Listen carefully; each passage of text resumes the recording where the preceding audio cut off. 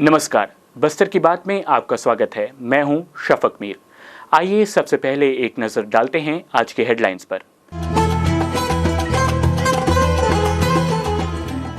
शहर की बेटी ने बढ़ाया बस्तर का गौरव, कौन बनेगा करोड़पति में जीते 1 करोड़ रुपए। नक्सली गतिविधियों पर नकेल कसने पुलिस ने तिरिया में खोला कैंप। आस्था महापर्व छठ के चौथे दिन उगते सूर्य को अर्घ्य देकर व्रतधारियों ने तोड़ा व्रत। और दलपत सागर किनारे स्थित हरे भरे कदम के पेड़ को काटने से स्थानीय लोगों में आक्रोश। अब खबरें विस्तार से। सोनी चैनल पर इन दिनों एक प्रोमो दिखाया जा रहा है जिसमें हॉट सीट पर जगदलपुर शहर की अनुपा दास नजर आती हैं। यही प्रोमो सोशल मीडिया में जमकर वायरल हो रहा है। शहरवासी अनुपा दास की इस उपलब्धि पर बेहद प्रसन्न हैं। अनुपा दास शासकीय स्कूल में विज्ञान की शिक्षिका हैं। अपनी प्रतिभा के बल पर उन्होंने कौन बनेगा करोड़पति में 1 करोड़ रुपए की धनराशि जीती है। ये कार्यक्रम 23 नवंबर से 26 नवंबर के बीच प्रसारित होना है। शहरवासी बेसब्री से इस कार्यक्रम की प्रतीक्षा कर रहे हैं। बस्तर जिले में बीते कुछ सालों में नक्सली किसी बड़ी घटना को अंजाम नहीं दे पाए हैं, पर अब दोबारा अपनी पैठ मजबूत करने की तैयारी नक्सली कर रहे हैं, जिसको देखते पुलिस विभाग ने तिरिया गांव में एक कैंप खोला है ताकि नक्सली उन इलाकों में दोबारा पैर पसार न सकें। बस्तर जिले का तिरिया गांव जो कि पड़ोसी राज्य उड़ीसा से लगा हुआ क्षेत्र है, जहां नक्सली लगातार अपनी पैठ मजबूत करने घुसपैठ करने की कोशिश करते रहते हैं। इसको देखते हुए बस्तर पुलिस ने तिरिया गांव में ग्रामीणों की मांग पर एक पुलिस कैंप खोला है और इस मौके पर पहली बार बस्तर आईजी, एसपी, कलेक्टर समेत विधायक भी ग्रामीणों के बीच पहुंचकर ग्रामीणों से नक्सलवाद का खात्मा कर बस्तर के विकास में भागीदार बनने की बात कही।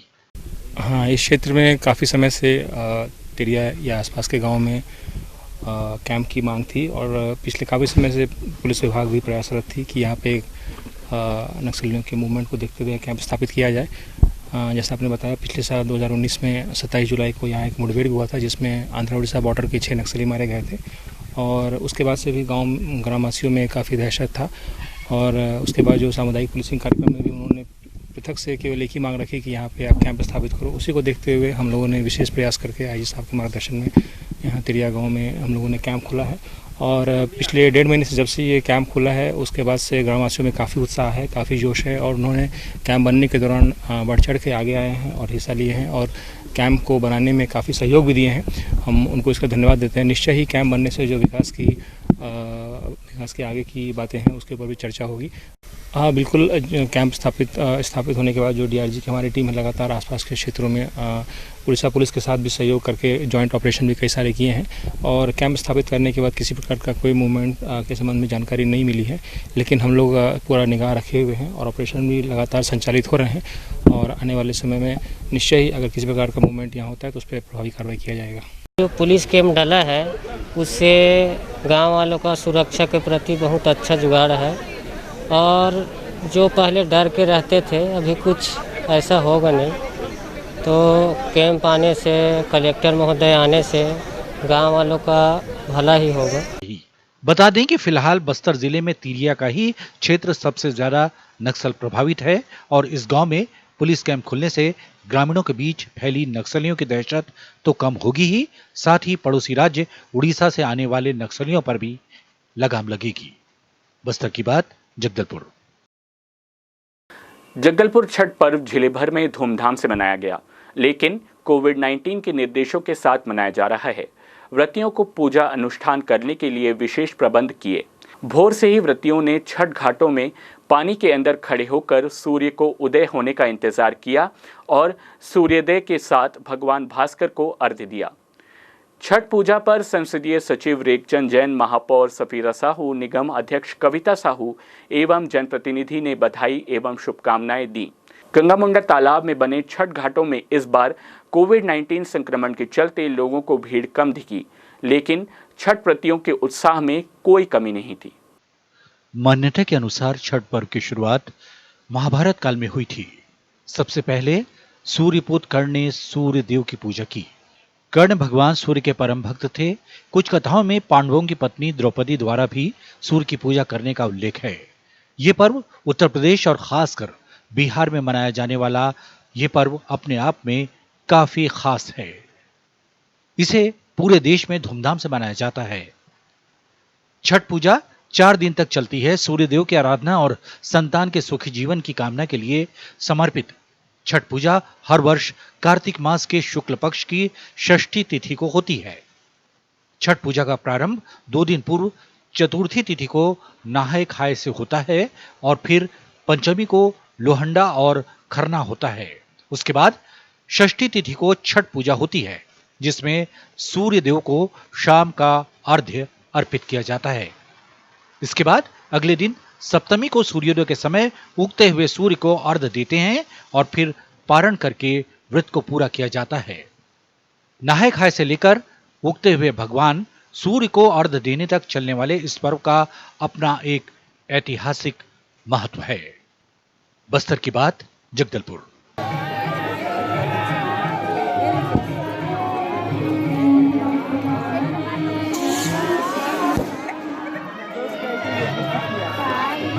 जिला प्रशासन, नगर निगम प्रशासन के साथ ही विभिन्न संस्थाओं के द्वारा दलपत सागर के किनारे वृक्षारोपण किया जा रहा है। वहीं पहले से लगे वृक्षों को काटने में स्थानीय लोगों में आक्रोश व्याप्त है। रंजीत ध्रुव। अच्छा, ये भी यहाँ पे पेड़ था हरा भरा कदम का जी, इसे किसने काटा? इसने वो डेंगा बोल के है वो काट दिया है सर जी। तो मतलब ये आप लोगों ने रोका होगा ना? हम लोगों ने रोका लेकिन बात ही नहीं माना सर। पिया हुआ था, वो आया और काट दिया सर जी। सर देख रेख कर रहे हैं हम लोग। हाँ। जी। और इन परिस्थितियों में इस तरह का हरा भरा पेड़ काटा जाना जी, बहुत ही अच्छा पेड़ था सर। ये बहुत ही विशाल पेड़ था, जिसे क्यों काट दिया समझ में ही नहीं आया सर। हम लोगों ने विरोध बहुत किया, फिर भी हमारे साथ लड़ने पे उतारू हो गया था सर। वक्त हो चला है छोटे से ब्रेक का। ब्रेक के बाद मिलते हैं और खबरों के साथ।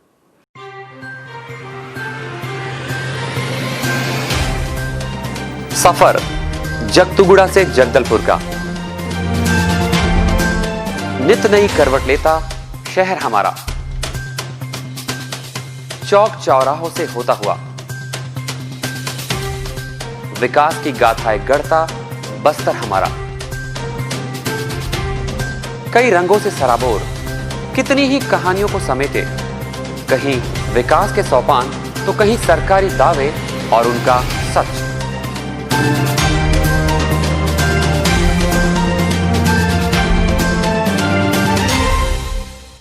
आतंक से दहलते जंगल, जमीन और जीवन,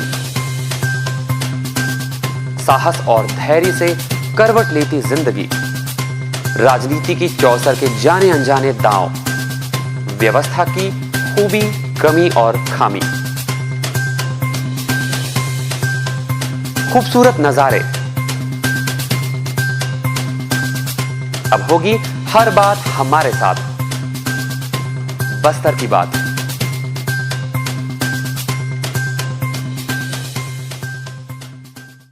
ब्रेक के बाद आपका स्वागत है बस्तर की बात में। आइए चलते हैं खबरों की ओर।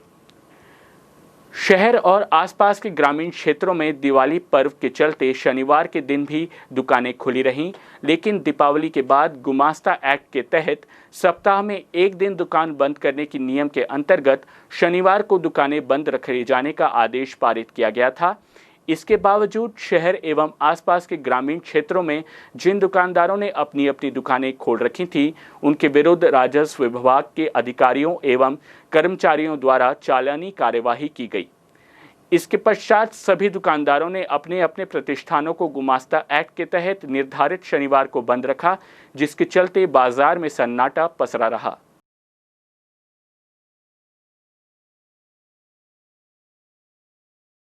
जगदलपुर विधायक रेखचंद जैन आज अपने अलग अंदाज में नजर आए। सुबह छठ घाट में लोगों को बधाई शुभकामनाएं देने के बाद अपने स्कूल कॉलेज के मित्रों से मिलने उसकी चाय दुकान पर पहुंचे, जहां पहले वो अपने मित्रों के साथ चाय पिया करते थे।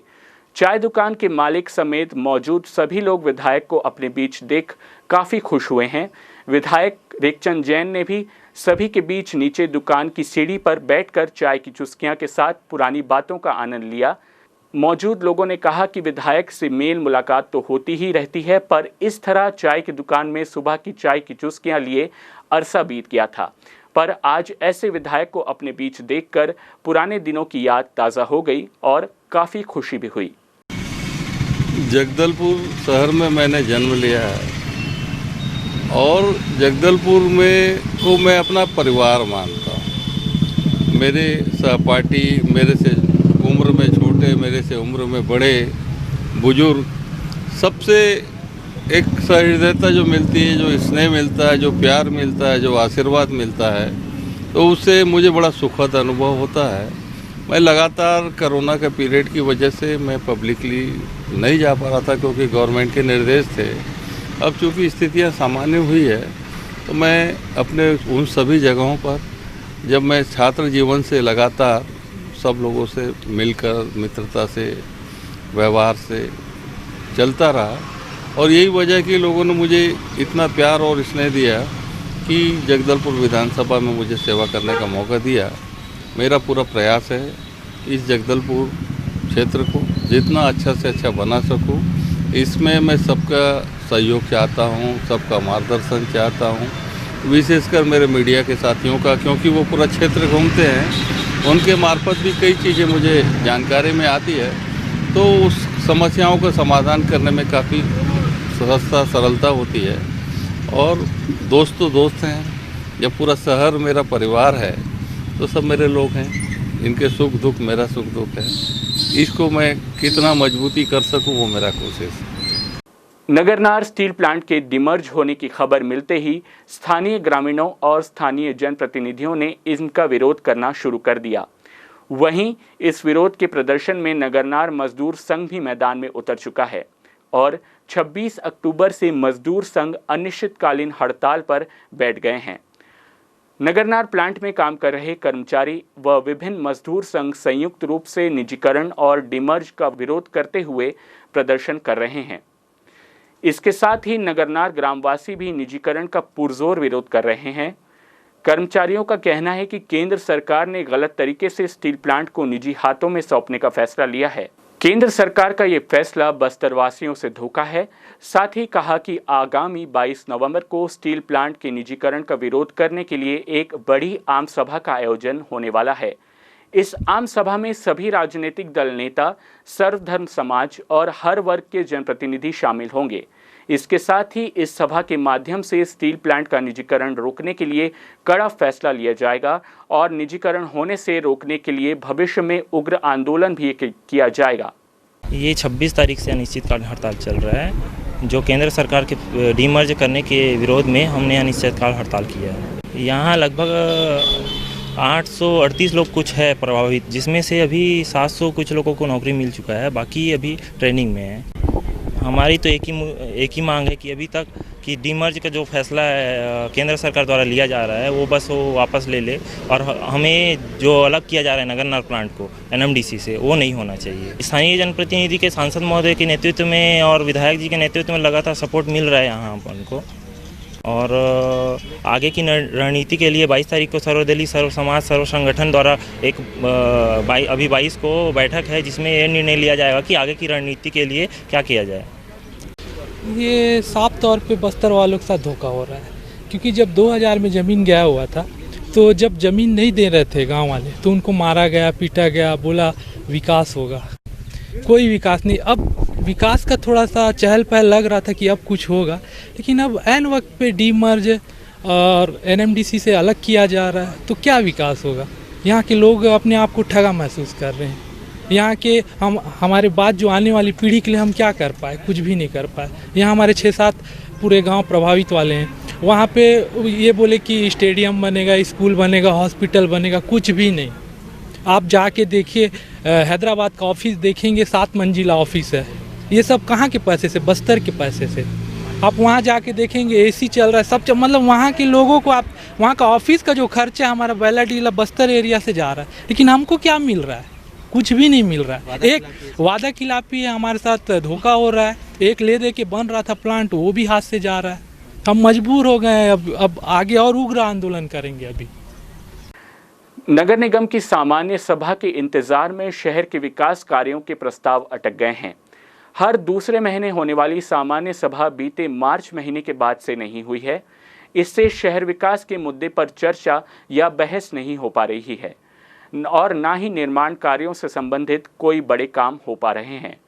निगम में पिछले 7 महीने से सामान्य सभा नहीं हो पाने की वजह से अब सामान्य सभा के इंतजार में भी शहर के काम अटक रहे हैं। भाजपा के पार्षदों ने आरोप लगाया है कि शहर सरकार में जिम्मेदार महापौर, आयुक्त एवं जनप्रतिनिधियों की उदासीनता के कारण बीते 7 महीने से सामान्य सभा नहीं हो सकी है, जिससे कई प्रस्तावों को अनुमोदन नहीं होने के कारण आगे नहीं बढ़ाया जा सका है। रिकॉर्ड के अनुसार निगम की सामान्य सभा की पिछली बैठक मार्च महीने में हुई थी और इसके बाद से अब तक सामान्य सभा की कोई बैठक नहीं हो सकी है। निगम के नेता प्रतिपक्ष संजय पांडे का आरोप है कि शहर के विकास कार्यों के लिए हर दूसरे महीने में होने वाली सामान्य सभा को लेकर शहर की सरकार बिल्कुल भी गंभीर नहीं है। हालांकि कोरोना की वजह से कुछ महीने सामान्य सभा को जरूर टाला गया, लेकिन छत्तीसगढ़ के बाकी नगरीय निकायों में सामान्य सभा भी हो रही है, लेकिन जगदलपुर नगर निगम में सामान्य सभा को जानबूझकर टाला जा रहा है। नगर निगम की सरकार असल में सामान्य सभा को लेकर बिल्कुल गंभीर नहीं है। 9 महीने बाद जहां सामान्य सभा आहूत की गई, परंतु नगर निगम में कोई अपशकुन भी है कि नगर निगम के आयुक्त और नगर निगम के ई साहब दोनों की तबीयत खराब हुई, जिस कारण से इसको बढ़ाया गया है। और अभी भी बढ़ाया गया है तो उसमें भी तिथि का 25 तारीख को एकादशी है और 26 तारीख ऐसे आनंद फानन रूप से सामान्य सभा आहूत की गई है। तो मुझे लगता है कि एक तो विषय की गंभीरता नहीं है, सामान्य सभा कराने के लिए जो इच्छा शक्ति की जरूरत है वो उसकी इच्छा शक्ति की बहुत कमी है, और संवादहीनता की मुझे लगता है कि आयुक्त, अध्यक्ष, मेयर, इनमें संवादहीनता भी है, जिसके कारण से नगर का जो मामला है, जो संवेदनशील मामलाएं हैं, नगर विकास की बातें हैं, वो 9 महीने से एक प्रकार से मृत प्राय पड़ी हुई है। निगम सरकार सामान्य सभा आयोजित करने के लिए उदासीनता बरत रही है। वहीं 11 नवंबर को होने वाली सामान्य सभा को भी निगम सरकार के द्वारा स्थगित कर दिया गया। इधर निगम अध्यक्ष कविता साहू का कहना है कि कोरोना की वजह से निगम में सामान्य सभा को टाला गया है और पिछले 11 नवंबर को यह सामान्य सभा होनी थी, लेकिन निगम के आयुक्त कोरोना पॉजिटिव होने की वजह से इसे और कुछ दिनों के लिए टाल दिया गया और आगामी 26 नवंबर को निगम की सामान्य सभा की तारीख निर्धारित की गई है। पिछले समय में मैं 11 तारीख को सामान्य सभा रखने का फाइनल कर दी थी, लेकिन हमारे नगर निगम के आयुक्त साहब का कोरोना पॉजिटिव होने के कारण से हम सामान्य सभा को निरस्त करते हुए 26 तारीख को हम लोग सामान्य सभा का आदेश निकाल दिए हैं और सामान्य सभा 26 तारीख को नगर निगम जगदलपुर में होगा। वहीं शहर के विकास कार्यों को अटकने के सवाल पर कविता साहू ने कहा कि पिछली बैठक में जितने भी सामान्य सभा में विकास कार्यों को लेकर अनुमोदन किया गया था, वो सभी कार्य प्रगति पर हैं और 26 नवंबर को सामान्य सभा के बाद शहर के अन्य विकास कार्यों को भी निगम सरकार जल्द से जल्द पूरा करेगी। बस्तर की बात, जगदलपुर। चलते चलते आइए फिर नजर डालते हैं आज की हेडलाइंस पर। शहर की बेटी ने बढ़ाया बस्तर का गौरव, कौन बनेगा करोड़पति में जीते 1 करोड़ रुपए। नक्सली गतिविधियों पर नकेल कसने पुलिस ने तीरिया में खोला कैंप।